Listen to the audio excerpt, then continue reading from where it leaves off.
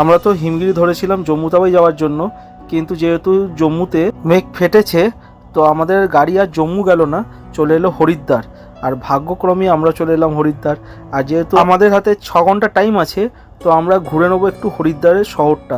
আর আমার তো খুবই ইচ্ছা হরিদ্বারে একটু স্নান করব, গঙ্গা স্নান না করলে মনটা যেন শান্তি হবে না। তো চলে এসেছি দেবনগরী হরিদ্বারে। আর এসেই দেখছি গঙ্গাটা কি সুন্দর, এত সুন্দর জলটা, স্রোতটাও দারুণ, কারণ পাহাড়ের ওপর বিশাল বৃষ্টি হচ্ছে আর এখানে জলের স্রোতটা দেখুন খুব সুন্দর। তো আমরা এবার দেখছি কোন ঘাটটা একটু পরিষ্কার, সেই পরিষ্কার ঘাট দেখে আগে স্নান করব। তো দেখলাম এই জায়গাটা একটু পরিষ্কার আছে। আর দেখুন আমার সাথীরা আমার সাথে কি বদমাশি করছে, ঠান্ডা জলটা খুব সুন্দর ঠান্ডা, আর স্নান করেও খুব আরাম। আর আমরা তো এবার স্নান করে উঠে আমার ইচ্ছা ছিল প্রথমে হারকি পড়িতে যাব, তো সেই অনুযায়ী যাত্রা শুরু করলাম। আর এই দিকের গঙ্গার স্রোতটা তো আরও বেশি, আর দেখতে দেখতেই চলে এসেছি হারকি পড়িতে। এখানে সন্ধেবেলা এলে তো খুব সুন্দর লাগতো, কারণ এখানে গঙ্গা আরতিও হয় আর গঙ্গায় প্রদীপও ভাসানো হয়। কিন্তু আর কি করা যাবে, ভাগ্য নেই সন্ধেবেলা আসার টাইমও হবে না, কারণ হচ্ছে আমাদের গাড়িটা কিন্তু শিডিউল টাইমে নেই, আর জানিও না কখন ছাড়বে। তো আমাদের তাড়াতাড়ি করে ঘুরে আবার গাড়ির মধ্যেই ফেরত যেতে হবে, কারণ আমরা যেহেতু স্টাফ আছি এই গাড়িরই। তো আমরা এই দেখুন এই কজন স্টাফ মিলে আমরা ঘুরতে বেরিয়েছি।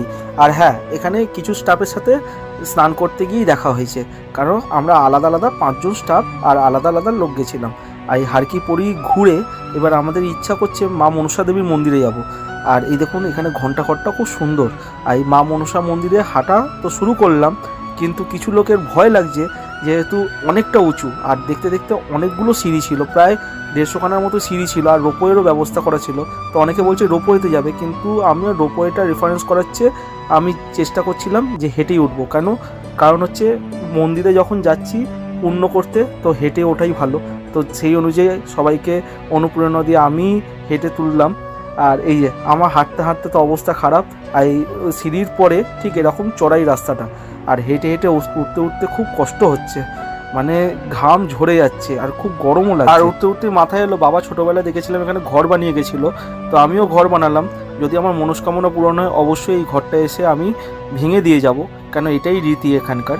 আর দেখতে দেখছি আমার কিছু স্টাফ শর্টকাটে উঠছে, তো রাস্তা ছেড়ে দিয়ে আমিও শর্টকাটে ওঠার চেষ্টা করলাম। তো উঠেও পড়লাম প্রায় একদম শেষ মাথা অবধি, এই যে এখানে এসেই রোপওয়েটা শেষ। তো এত ভয় এত ডর, কিন্তু হেঁটে হেঁটে ওঠাটাই মজা আর একটা আলাদা। আর দেখুন ওপর দিয়ে এত সুন্দর লাগছে, ভিউটা দারুণ লাগছে।